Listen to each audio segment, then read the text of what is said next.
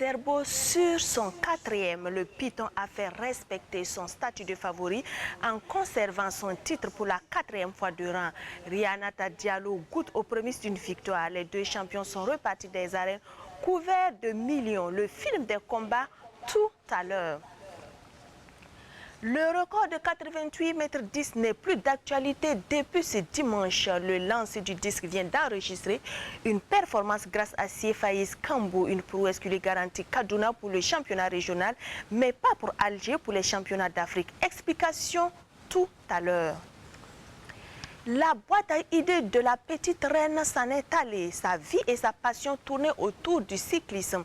L'ancien coureur professionnel de 1968 à 1973, reconverti dans l'organisation de courses cyclistes, s'est éteint chez lui samedi passé à quelques mois du 33e Tour cycliste international du Faso. À l'heure actuelle, une veillée se tient à la maison mortuaire. Nous lui rendrons hommage dans cet acte du sport avec un portrait et des témoignages de ceux qui l'ont côtoyé. Bonsoir à tous. Merci de nous recevoir pour ce tour d'actualité diverses. Nous ouvrons tout de suite la première rubrique après cette virgule.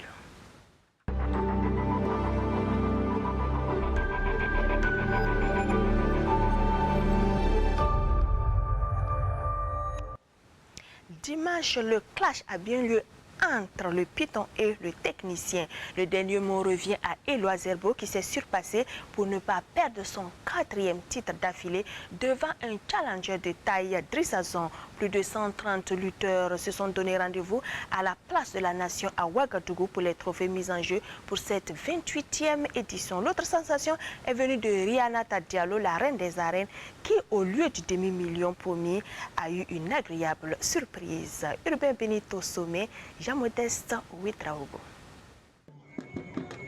Plus de 130 lutteurs en mode procession autour de l'arène de lutte à la place de la nation. Au son des tambours et des sifflets, ils esquissent des pas de danse, une sorte de rituel avant le début des hostilités. Puis, place au duel. 9 finales sont au programme de cette soirée de lutte. Chez les dames, l'on retiendra le combat entre Josiane Nabi du Boulkemde en ceinture rouge et Lydie Bonané du Nayala. Lydie n'a pas fait le poids devant son adversaire. Dans la catégorie des plus de 65 kg, Rianata Diallo du Nayala en rouge était face à Emilienne Tassambedo du Kadiogo. Les deux filles, très volontaires et sérieuses, sortent le grand jeu. Le combat est serré, mais Rianata Diallo, plus malicieuse, terrasse son adversaire.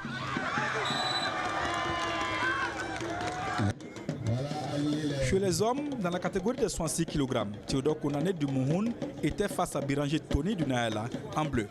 Un combat bien négocié par Théodore qui dépose son vis-à-vis.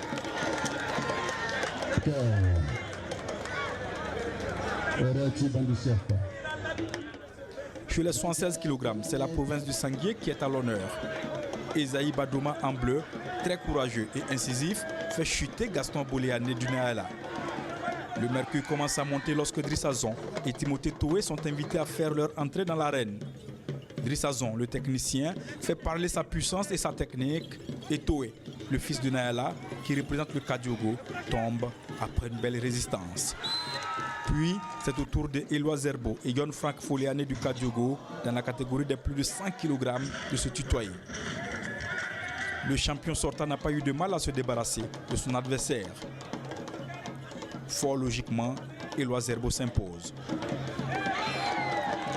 Les combats les plus attendus par les spectateurs sont ceux qui vont désigner la reine des arènes et le roi des arènes. La courageuse Emilienne Tassambedo, déjà battue en finale par catégorie, décide de défier Rianata Diallo, la reine en titre. Emilienne attaque et pense pouvoir prendre sa revanche. Que nenni, elle tombe pour la 2e fois de la soirée. Rianata Diallo exulte et sort des pas de danse. Confirmation. Je me suis battue pour emporter. Je m'entraînais à la maison avec les hommes. Moi-même, je savais que je peux la battre. Le combat des gladiateurs qui a fait couler beaucoup d'encre de salive, c'est le face-à-face entre Drissazon le technicien, qui a langueur de Eloi Zerbo, le Python, 3 fois roi des arènes. Après quelques secondes d'observation, le technicien tente quelques prises, mais il sera surpris par le Python. Drissazon est en difficulté et sera même renversé d'un tour de bras. Éloi Zerbo est sacré roi des arènes pour la 4e fois. Il a le triomphe modeste. Avant le combat, j'étais un peu peur parce qu'ils ont dit ça aussi, c'est un grand lutteur. Voilà. Donc c'est un grand lutteur, un grand technicien. On se connaît, ça fait longtemps. Lui il pèse 85, moi je pèse 100 et quelques. Voilà. C'est pas la même catégorie aussi. Au tableau des récompenses, les lutteurs classés 3e par catégorie reçoivent 50 000 francs CFA. 75 000 francs CFA pour les lutteurs classés 2e. Ceux classés 1er reçoivent la somme de 100 000 francs CFA. Le gros lot revient naturellement au roi et à la reine des arènes qui reçoivent 1 million de francs CFA et des gadgets.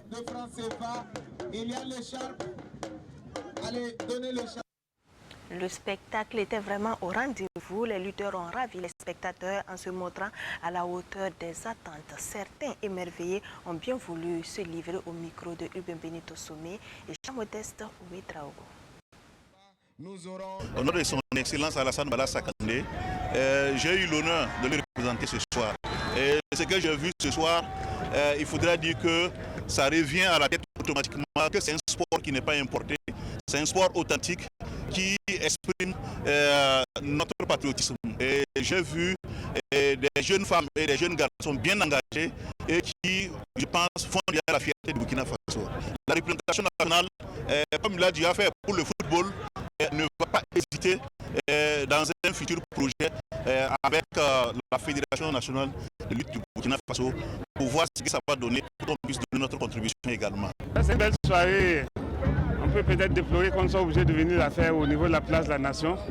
Ce qui veut dire que comme on le chante depuis notre arrivée à la tête de ce département, on a un besoin qu'il y ait d'infrastructures sportives adéquates pour que nos sportifs puissent compétir dans les meilleures conditions.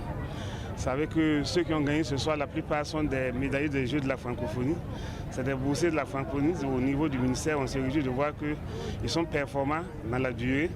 Et ça augure donc d'un avenir meilleur pour cette discipline au niveau des compétitions internationales. La lutte traditionnelle, ça fait partie intégrante de notre identité culturelle. Ce n'est pas un loisir importé. Je pense que dans tous les recoins des villages du Burkina Faso, on pratique la lutte traditionnelle. Et nous, on aimerait peut-être que ce sport-là soit perpétué et qu'il continue d'être pratiqué dans les villages, en ce sens qu'il est porteur de beaucoup de valeurs que nous avons peut-être mentionnées dans notre allocution et adressées aux lutteurs. Donc, ceux qui pratiquent le sport dans tous les villages du Burkina Faso font partie de notre cœur de métier. C'est notre cible, ceux qui sont en milieu rural et qui s'adonnent à ce loisir-là. Donc c'est tout légitimement que nous avons associé l'image de la Banque agricole du Faso à cette 28e édition du championnat national de lutte traditionnelle. Dans un contexte de la pandémie, il n'était pas évident de pouvoir mobiliser les acteurs.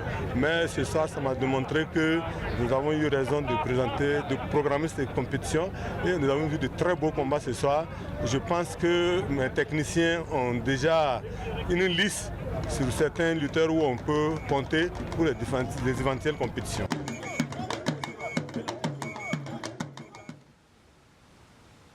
Des arènes, nous mettons le cap au stade du Katou de Ouagadougou. Les sélectionnés pour les championnats régionaux d'athlétisme de Kaduna au Nigeria sont connus depuis le 1er mai. Certains en ont profité pour réaliser les minima et se qualifier pour les championnats d'Afrique qui auront lieu à Alger. D'autres, par contre, à l'image de Sie Faiz Kambou, même s'il enregistre un record de 52,90 m, n'obtient pas son ticket pour Alger au lancer du disque où le minimum requis est de 53 mètres. Le point avec Sarif Belem et Mamadouina. Le cri de rage de Sie Faiz Kambou ou l'émotion de Madina Touré cette matinée du 1er mai a permis à des athlètes de performer. Sie Faiz Kambou, dès son premier jet au lancer du disque, réussit 51,78 m. Il pulvérise l'ancien record de 48,10 m de Timothée Lengani avant d'établir un nouveau record de 52,90 m au troisième essai. Voilà, j'ai travaillé dur pour ça et Dieu merci, ce matin, ça commence à bouger pour la première compétition de la saison. Je pense que c'est un bon point de départ. pour la saison. Il rate de peu les minima pour les championnats d'Afrique d'athlétisme d'Alger de l'ordre de 53 mètres. Autre athlète a réalisé une grosse performance, c'est Madina Touré au 100 mètres haies. Avec un chrono de 13 secondes 70, elle suit déjà les traces de Mat Kuala et Béatrice Kamboulé. Très heureuse, très contente. Beaucoup bossé, il faut s'entraîner dur. Mariam Bansé domine sans souci le 200 mètres et le 400 mètres haies. Les minima déjà assurés dans ces deux disciplines, Bansé se veut ambitieuse. Moi, mon objectif cette année, c'est pour avoir une médaille champion d'Afrique. Voilà, pour avoir une médaille. Puis j'ai 100 disciplines. Bon, discipline que j'ai 100, je suis un peu mieux là-bas, au 400 haies.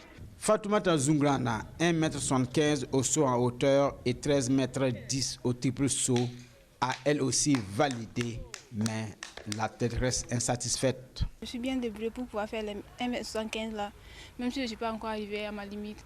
Mais les triple saut là, 13,23 là, je vois que c'est un peu faible. Comme il y a les championnats dans 2 semaines là, je pense pouvoir me rattraper là-bas, au triple saut.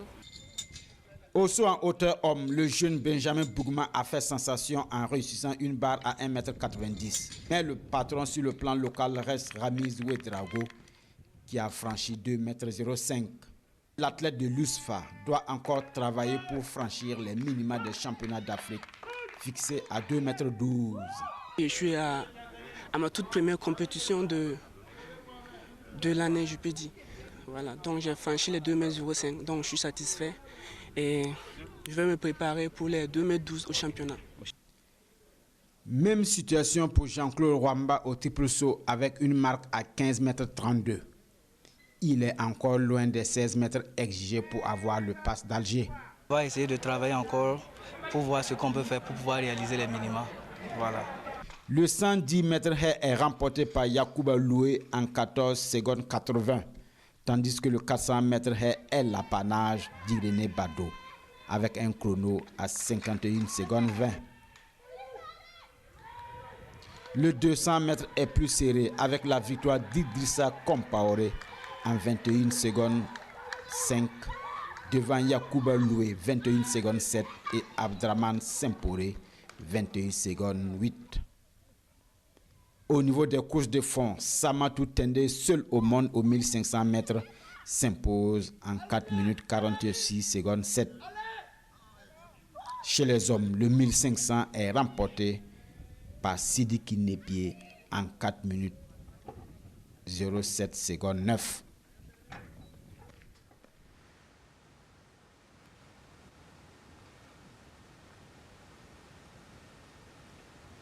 Voilà pour cet élément de Mamadi Ouena qui nous faisait le résumé de la journée nationale d'athlétisme. La GSB honore comme il faut la journée internationale de la liberté de la presse. Les diplomates de l'Union européenne, séduits devant la maîtrise ballon au pied des professionnels de l'information du sport, se sont inclinés 0 but à 2.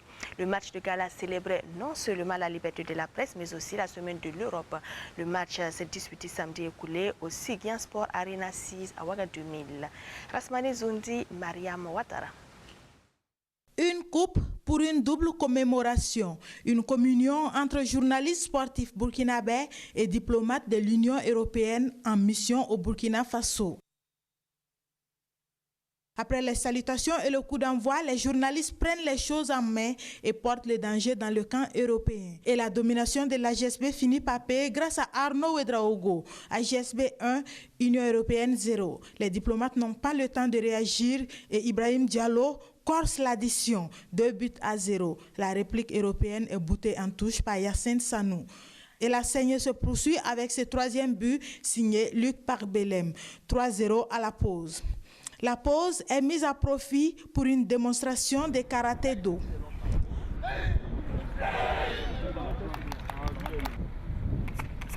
Ça, c'est une kata qu'on appelle le championnat de Tchafou, une kata supérieure.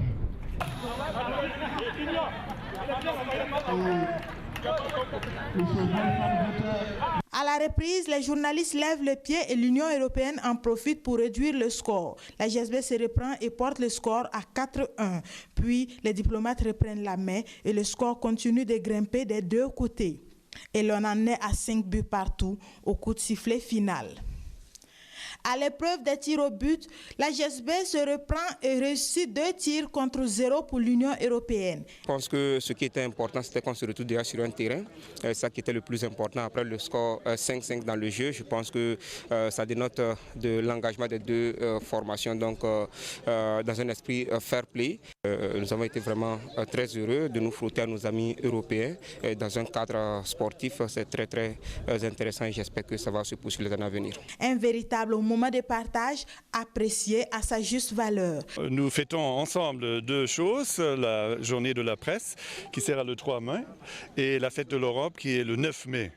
Et voilà, comme l'Union européenne a des valeurs qui incluent la liberté d'expression, la liberté de la presse, etc., on a voulu quand même démontrer notre partenariat, notre soutien à nos collègues journalistes au Burkina qui font un travail excellent. Et je remercie vraiment beaucoup l'association des journalistes sportifs au Burkina pour avoir organisé cet événement. L'association des journalistes sportifs du Burkina Faso repart donc avec le trophée et les félicitations de son adversaire. Le ballon rond se transporte à Siglé, province du Bulkende, région du centre-ouest. Dans cette commune rurale, le maire a convié ses amis, ses camarades politiques, ses administrés ainsi que ses nombreux invités au dénouement de sa coupe après une bataille serrée entre Bologo et Sam Tanga. C'est Sam Tanga qui s'impose à l'issue des tirs au but. Rasmane Zundi, Alex Zagri. Sous une nappe de poussière, le terrain communal de Siglé a refusé du monde à la finale de la 6e édition de la Coupe du Maire. Bologo en rouge et blanc et Sam Tanga sont les meilleurs de 16 équipes engagées dans cette compétition et s'offrent un duel fratricide. Bologo démarre la rencontre avec l'avantage des pronostics, mais c'est sans compter sur la combativité des frères de Sam Tanga. Les rouges et blancs se font surprendre à la demi-heure de jeu. Sam Tanga mène 1-0. La joie est de courte durée. 5 minutes après, Bologo rétablit la parité. 1 pour Bologo, 1 pour Sam Tanga. Un score qui conduira les 22 acteurs à la pause. À la reprise, ni Bologo ni Sam Tanga ne parviennent à faire trembler les filets. L'arbitre fait recours à la séance des tirs au but. Après un score de 5 tirs réussis de part et d'autre, Abdoulaye Sinari exécute le coup de pied parfait et sacre Sam Tanga champion de la 6e édition.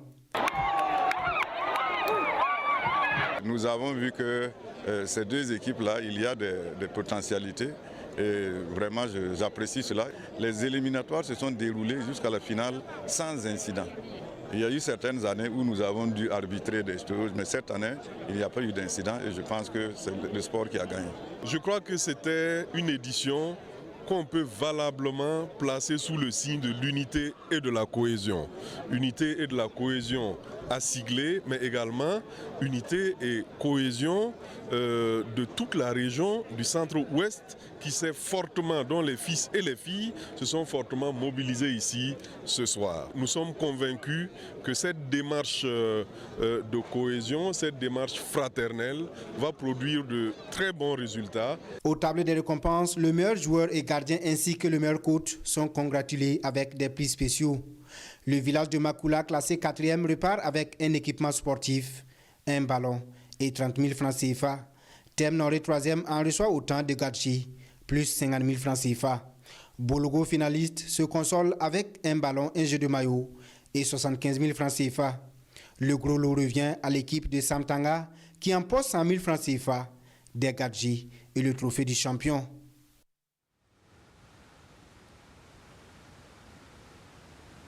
Nous restons avec le ballon rond pour le retrouver dans des pieds plus professionnels avec les matchs avancés de la 28e journée du Faso Foot. Au stade Ruby de Bobo Dioulasso, ce soir même, la SFB a confirmé son retour en force en cueillant l'étoile filante venue de Ouagadougou 2-1. Au stade Sangoulé Lamizana, Vitesse FC et Luso se sont quittés 2-2, 0 but partout. Au stade Issoufou Joseph Konombo, c'est à Ouagadougou. En première heure, Las Fayenenga a calé devant Majestic Sporting Club 2 buts partout avant leur retrouvaille le mercredi prochain pour les quarts de finale de la Coupe du du Faso. En deuxième, le leader AS Sonabel a été tenu en échec par l'AS Police, 0 but partout. La 28e levée se poursuit ce samedi et dimanche. Ce samedi 8 mai à Bobo Dioulasso à 16h, le Raimo FC, en regain de confiance après sa victoire sur Vitesse, reçoit une formation en plein doute également. Le RCK et son nouvel entraîneur Amadou Sampo. La touche Sampo fera-t-elle des émules comme celle de Malik Jabi, dramé de l'ASFB? Premier constat après ce duel au même moment donc au stade Wobi. Le RCB, après sa série de matchs nuls, tentera de se relever devant les Léopards de Saint-Camille en manque également de victoire. À Ouagadougou, Joseph Konombo à 18h. Écart.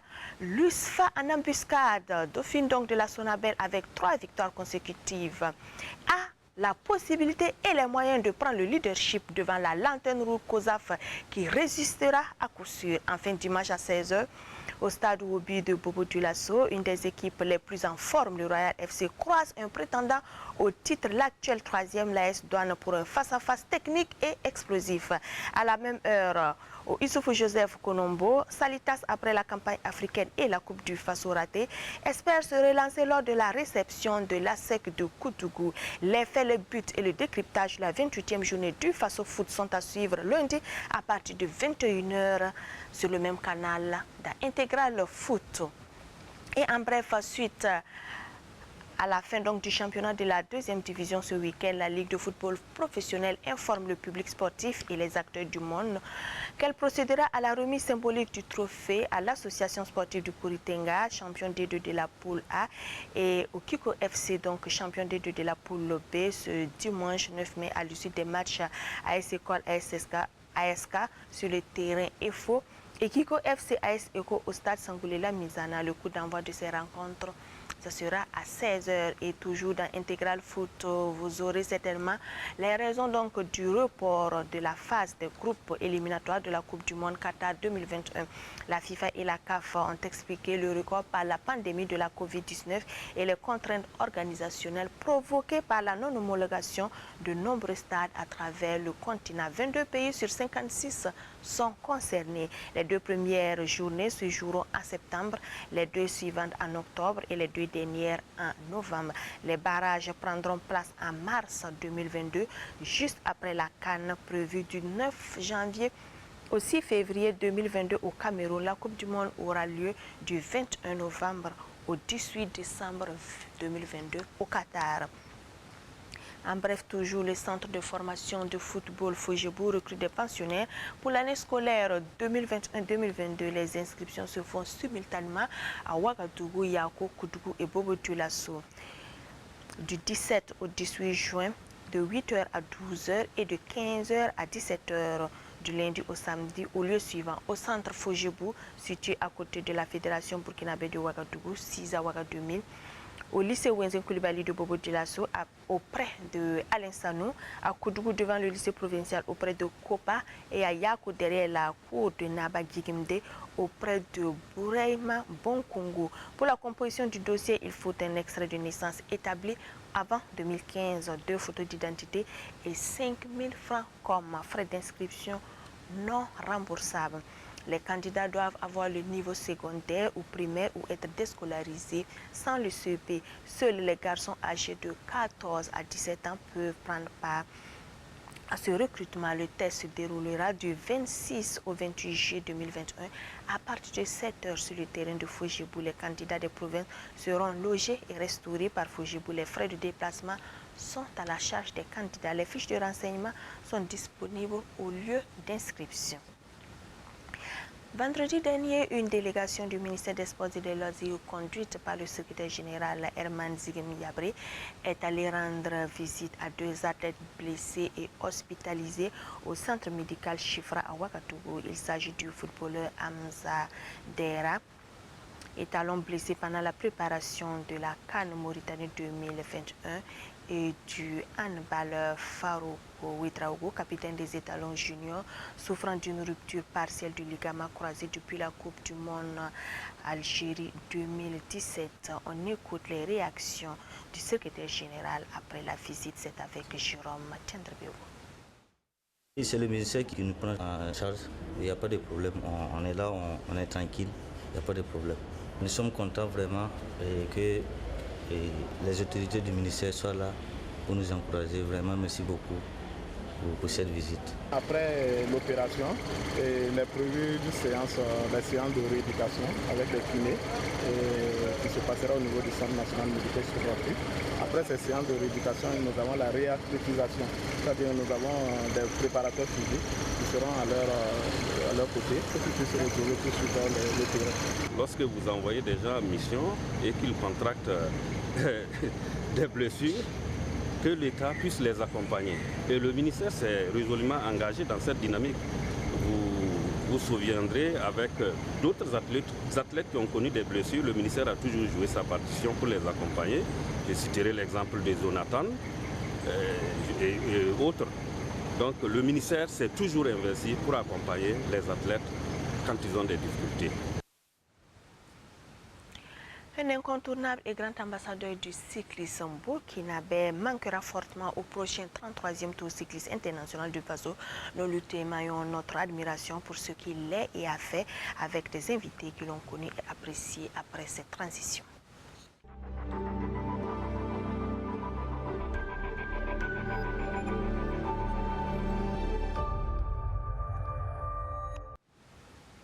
Son sourire, sa joie de vivre, mais surtout son dynamisme et sa capacité à convaincre feront désormais défaut sur les nombreux tours cyclistes qu'il a créés sur un continent qu'il a chéri. Le passionné, le pionnier, le papa, après plus de 40 ans dans l'organisation du cours cycliste, est décédé le samedi 1er mai à Ouagadougou à 76 ans. Jérôme Tchendebego nous dresse le portrait de celui que tout le Burkina Faso du cyclisme a adopté, Francis Ducreux. Entre Francis Ducreux et le cyclisme, c'est une histoire d'amour qui a duré plusieurs décennies. Ce n'est peut-être pas fortuit s'il est né un 14 février 1945 pour tomber amoureux de la petite reine. Cycliste professionnel de 1968 à 1973, il se reconvertit en organisateur de compétitions cyclistes en Afrique. Il s'installe au Burkina, participe à la création du Tour cycliste international du Faso en 1987. Pendant 34 ans, Francis Ducreux va œuvrer aux côtés des différents bureaux exécutifs de la Fédération burkinabé de cyclisme à asseoir la notoriété du Tour du Faso.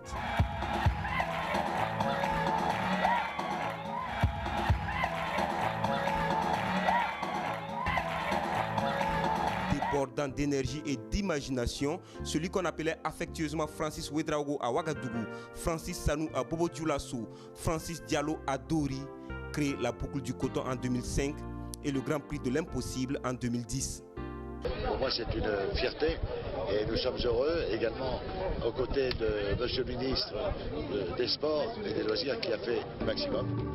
J'ai toujours dit aux alentours que le pays qui faisait beaucoup plus pour le sport était le Burkina Faso et je ne me trompe pas aujourd'hui. Les crises cotonnières et sécuritaires ayant eu raison de ces deux créations, l'infatigable créateur de tours cyclistes du Togo, de Madagascar, du Bénin, du Mali, du Ghana, de Mauritanie, du Niger, de la Guinée et de la RD Congo avait dans un petit coin de la tête l'idée de la création d'une boucle de l'or au Burkina. Mais alors qu'il participait à la préparation du 34e Tour cycliste international du Faso prévu pour octobre 2021 en qualité de régisseur, Francis Ducreux, né le jour de la fête des amoureux à Pont-de-Mer en Normandie dans le nord de la France, s'est éteint le jour de la fête du travail ce 1er mai à Ouagadougou. Francis, tu as aimé la petite reine. Francis, tu as travaillé pour la petite reine. Francis, repose en paix.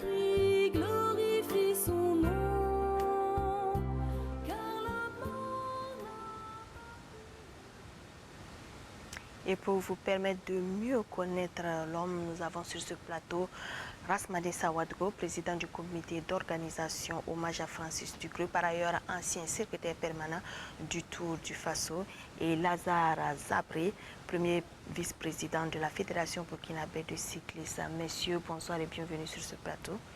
Bonsoir, madame. Rasmade Ouedraogo, dites-nous, vous qui l'avez côtoyé, que gardez-vous de lui? Alors, merci déjà de nous inviter sur votre plateau. Permettez-moi également de présenter encore toutes nos condoléances à sa famille biologique et à toute la famille de la petite reine. Comme vous le dites si bien, effectivement, nous nous avons donc côtoyé M. Francis Ducreux pendant au moins 5 à 6 ans, quand j'étais bien sûr secrétaire permanent du Tour du Faso. Alors, c'est quelqu'un, comme on s'accorde à le dire, hein, toute sa vie était consacrée pratiquement au cyclisme et il s'est donné pour faire du Tour du Faso ce qu'il est aujourd'hui. Alors, il était donc le régisseur du Tour, c'est lui qui était donc chargé de trouver les sponsors, les moyens, bien sûr en collaboration avec le ministère des Sports et la Fédération, pour donc faire à chaque édition, pour donc faire du Tour ce qu'il est devenu aujourd'hui, un Tour de référence. Il faut dire que nous le devons vraiment à ce monsieur qui a vraiment donné sa vie à ce Tour du Faso. Alors, bien sûr que sur d'autres cieux, on parlait tantôt du Togo, du Bénin, de Madagascar et bien d'autres contrées encore. Il s'est investi à lancer les mêmes activités là-bas avec succès, si bien que Francis, il était, j'allais dire, le Francis de tout le monde, sinon de tout le continent. En tout cas, il s'est donné au cyclisme et au Burkina. Et c'est pourquoi nous tenons donc à lui rendre véritablement hommage. Lazare Zabré, vous êtes le premier vice-président de la Fédération burkinabé du cyclisme. Comment avez-vous accueilli la nouvelle? D'abord, merci pour l'invitation. Alors, comment on a reçu la nouvelle? Bien sûr, avec étonnement et avec tristesse. Pour la petite histoire, ce jour, dans la matinée du 1er mai, Francis avait rendez-vous avec le président aux environs de 12h, et c'est aux environs de 12h moins que nous tous on a eu l'information. Donc ça nous a tous étonnés. Bon, quelqu'un qui était arrivé de la France et en tout cas apparemment qui n'avait pas de problème, et on nous dit tout de suite qu'il est décédé. Donc vous comprenez un peu l'étonnement de tout le monde et puis bon, la tristesse. Et tout de suite on est allé au domicile, on a essayé d'aller aux nouvelles comme on dit. Bon, c'était la réalité et c'était vraiment la stupéfaction au sein de la famille cycliste. En tout cas, nous perdons on va dire un très grand collaborateur, un très grand partenaire, parce que Francis, comme l'a dit DGS, a donné sa vie pour le cyclisme, mais à travers les différents bureaux exécutifs, Francis a toujours travaillé vraiment aux côtés des dirigeants pour améliorer le niveau du cyclisme. Et nous disons que c'est un grand vide que Francis laisse aujourd'hui. Nous perdons un ami, nous perdons un frère, nous perdons un père, nous perdons un collaborateur privilégié. Et nous allons continuer donc avec les témoignages que Abdoulaye Kabouré a eu à recueillir auprès de certaines personnes qui l'ont également bien connu. Moi, j'ai travaillé 35 ans avec Francis Ducreux. Et comme moi je l'ai connu, mon oncle était président de la Fédération voltaïque de cyclisme, M. Georges Tapsoba, qui, son fils, William Tapsoba, faisait ses études chez Ducreux en France. Donc je l'ai rendu visite en France. Malheureusement, Francis n'était pas en France en ce moment. C'est quand il est venu au Burkina pour le premier Tour du Faso en 1987 que mon oncle Georges Tapsoba m'a appelé de venir conduire le blanc parce qu'il ne connaît personne pour les dépôts de dossiers du Tour du Faso, le premier Tour 87. Donc je l'ai pris dans la voiture, on a fait les courses et j'ai dit bon, je te dépose dans quel hôtel? Il dit non, lui il souhaite rester avec moi en famille pour que je l'aide parce qu'il ne connaît personne. C'est là qu'il a habité avec moi, oui, dans la même maison.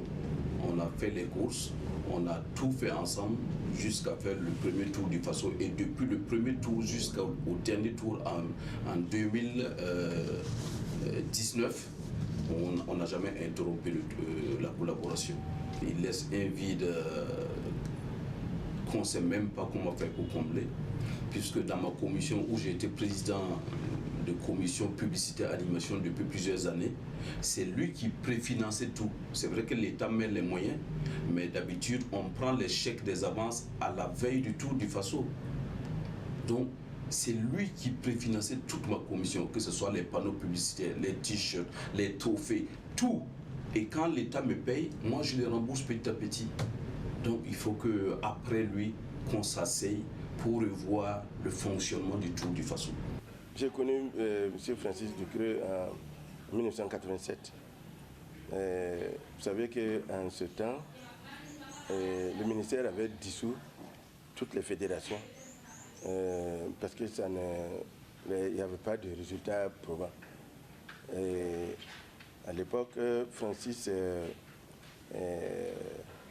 était là, moi j'étais au ministère, et Francis venait discuter avec le ministre à l'époque pour voir un peu comment il pouvait asseoir le cyclisme ici.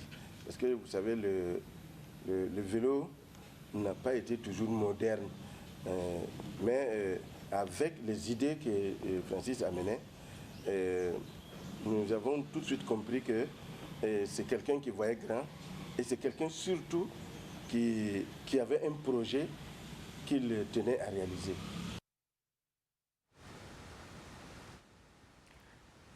Monsieur Zawadougo, que prévoit la suite du programme? Parce qu'on sait qu'actuellement se tient une veillée à la maison mortuaire au niveau de la Padoie. Demain, quel est le programme prévu? De dire que quand la décision de l'INEME a été prise par la famille donc, de l'INEME à Ouagadougou. Alors, à ce propos, je vais raconter une anecdote parce que j'ai eu au téléphone quand je préparais l'hommage avec Daniel Poutra, qui est un ancien journaliste qui a bien connu Francis depuis les années 70 où il a organisé le Tour de Corse. Et il m'a dit qu'il avait une maison à Biote. C'est une commune au niveau de la Côte d'Azur, dans les Alpes-Maritimes en France. Et eux, ils plaisantaient comme ça avec lui en disant que, mais entre toi et puis le Burkina, qu'est-ce qu'il y a? Il dit que, bon, si je meurs à Biote, enterrez-moi à Biote. Si je meurs à Ouaga, enterrez-moi à Ouaga. Très bien. Alors, je crois que c'est bien cela. En tout cas, quand la décision a été prise de l'INEME à Ouagadougou, M. le ministre a rapidement instruit donc de voir avec la fédération et de mettre en place un petit comité pour gérer, en tout cas préparer les obsèques, prendre en charge tout ce qui est lié donc aux préparatifs et aux obsèques. Si bien qu'avec la fédération, nous nous sommes retrouvés et nous avons donc commencé à travailler dans ce sens. Alors, nous avons bien sûr élaboré un chronogramme qui donne pour ce soir, je crois que la veillée doit être en train de se faire actuellement. Alors, demain matin, la levée du corps, c'est pour 7h30, au niveau du SEMA du secteur 30, pour la famille mortuaire. Alors, de là-bas, le cortège va se branler vers la maison des arts au niveau donc du comité olympique, où il y aura donc les hommages. Alors, nous aurons les témoignages et tout ce qu'il y a au niveau, en tout cas, de la vie de M. Ducreux. Et à partir de 11h, 11h30, le cortège va se branler donc vers le cimetière municipal de Gunga, où l'animation sera faite autour de 12h, 12h30. Voilà un peu le chronogramme qui est établi. Et nous invitons bien sûr le monde sportif, tous ceux qui l'ont connu, en tout cas tous ceux qui, les sympathisants et pratiquement le peuple burkinabé, l'accompagner donc dans sa dernière demeure. Nous allons continuer toujours avec les hommages recueillis par Abdoulaye Kaboré et Lassina Siwatara, et l'unanimité se dégage sur la passion, le dévouement de Francis Ducreux pour le cyclisme. C'est quelqu'un qui avait beaucoup de respect pour celui qui était en face de lui. Beaucoup de respect. Et en cela, vraiment, je pense que il est incroyablement humain. Il est très proche de ses amis. Il est très proche des autres, des gens qu'il connaît. Et il n'hésite pas à faire un pas vers eux pour leur donner son avis chaque fois qu'on le lui demandait. Je dirais même que Francis Ducreux, que j'ai travaillé près de 16 ans avec, avait quelque chose d'extraordinaire. Je dirais même comme s'il avait de la magie. Personnellement, j'ai eu à démarcher, en tant que président de fédération de cyclisme, j'ai eu à démarcher, à approcher des sponsors que je n'ai pas pu décrocher, je n'ai pas pu avoir un contrat. Et chaque fois que je le reversais à Francis, je lui en parlais, on échangeait dans ce même bureau. Il va et il me ramène le contrat. Et ça, je n'arrive pas à expliquer. Donc c'est quelqu'un qui avait... C'est un don. Et ça, sincèrement, il faut lui reconnaître ça.